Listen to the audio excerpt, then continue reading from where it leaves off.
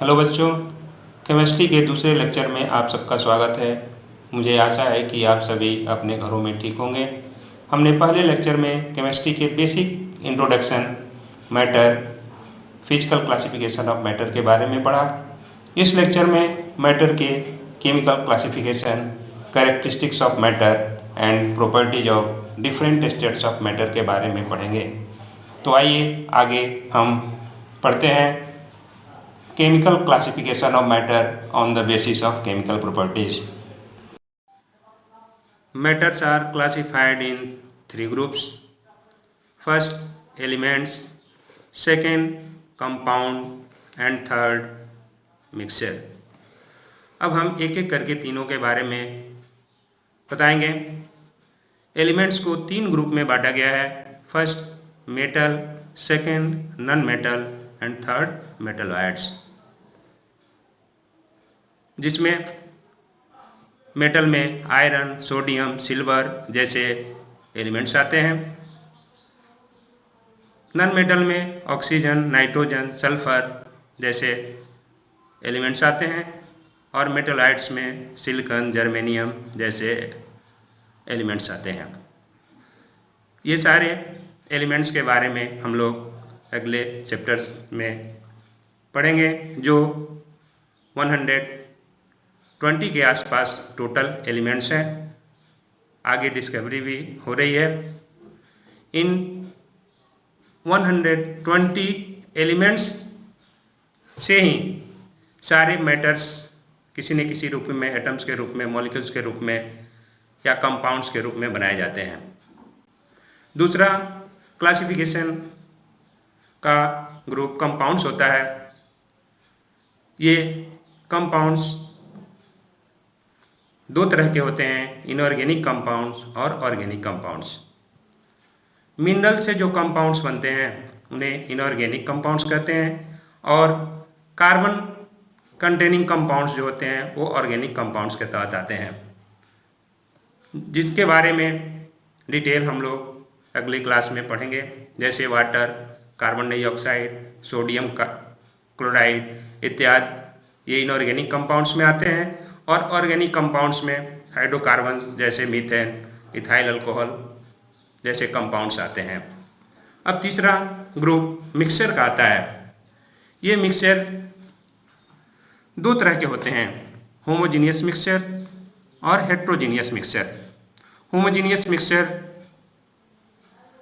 जो sugar solution है, हमारा साल्ट सॉल्यूशन है, ये होमोजीनियस मिक्सचर होता है। और heterogeneous mixture chalk plus water का सॉल्यूशन है, ब्लड है, जेल है, ये सब हेट्रोजीनियस मिक्सचर में आते हैं। ऑल सॉल्यूशंस जैसे salt solution, sugar solution, copper sulphate solution, ये होमोजीनियस नेचर के होते हैं। होमोजीनियस नेचर का मतलब होता है कि कोई चीज़ अगर हम किसी सॉल्यूशन बनाते हैं उसका, तो वह कंप्लीटली डिजॉल्व होता है, उसमें उसके पार्टिकल्स उसमें दिखाई नहीं देते हैं। उस तरह का जो मिक्सचर होता है वो होमोजीनियस मिक्सचर कहलाता है। जैसे salt solution, sugar solution. Suspension and colloidal ये हेट्रोजीनियस मिक्सचर होते कहलाते हैं, जिसके बारे में हम लोग अगले सेकंड चैप्टर में अध्ययन करेंगे।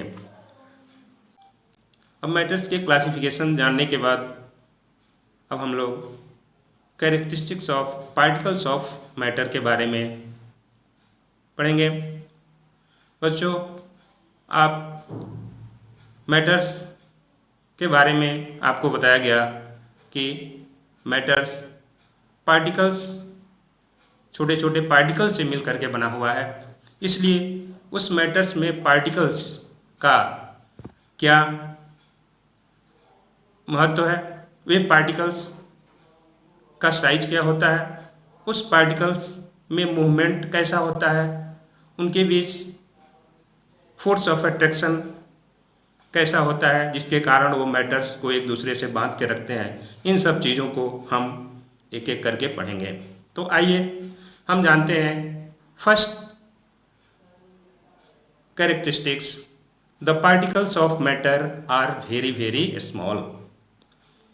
यानी जो मैटर्स के पार्टिकल्स होते हैं वो पार्टिकल्स बहुत छोटे छोटे होते हैं, बहुत स्मॉल होते हैं, जिसको हम अपनी आंखों से भी नहीं देख सकते।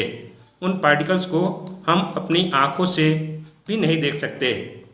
जैसे एग्जाम्पल के आधार पे आपको बता रहे हैं कि matters are made up of small tiny particles, this tiny particles are called atoms. For example a small rain drop, बारिश की एक बूंद, वाटर ड्रॉप, जिसके अंतर्गत about 10 to the power 21 particles of water होते हैं। यानी बारिश की एक बूंद, वाटर ड्रॉप्स जो होता है उसके अंदर 10 का पावर 21 पार्टिकल्स ऑफ वाटर होता है। इससे आप अंदाज़ा लगा सकते हैं कि ये पार्टिकल्स का साइज कितना छोटा होता है। जैसे इसको समझने के लिए हम एक एक्टिविटी जानेंगे। जैसे हमने 2 या 3 क्रिस्टल कॉपर सल्फेट का लिया। कॉपर सल्फेट जो ब्लू कलर का होता है और 100 ml वाटर में उसको डिजॉल्व किया। जैसे जैसे डिजॉल्व होगा उस कॉपर सल्फेट सॉल्यूशन का कलर ब्लूइश होगा। फिर उसमें हम पानी डालते जाएंगे और डाइल्यूट करते जाएंगे। ज्यों ज्यों डाइल्यूट होगा उसका कलर कॉपर सल्फेट का धीरे धीरे हल्का होता जाएगा। इसका मतलब ये हुआ कि जो पार्टिकल्स हैं कॉपर सल्फेट के, मिलियंस ऑफ पार्टिकल्स उस वाटर के पार्टिकल्स के साथ घुल करके और उस कलर को धीरे धीरे हल्का करते जाते हैं। तो आप समझ गए कि जो मैटर्स होते हैं वे, उनके अंदर जो पार्टिकल्स होते हैं उन पार्टिकल्स का साइज बहुत ही माइन्यूट होता है, बहुत ही छोटा होता है। सेकेंड कैरेक्टरिस्टिक्स है the particles of matter have a space between them. इसका मतलब ये हुआ कि जो मैटर्स के पार्टिकल्स होते हैं उन पार्टिकल्स के बीच कितना स्पेस होता है। इसको जानने के लिए हम एक एक्टिविटीज़ देखेंगे।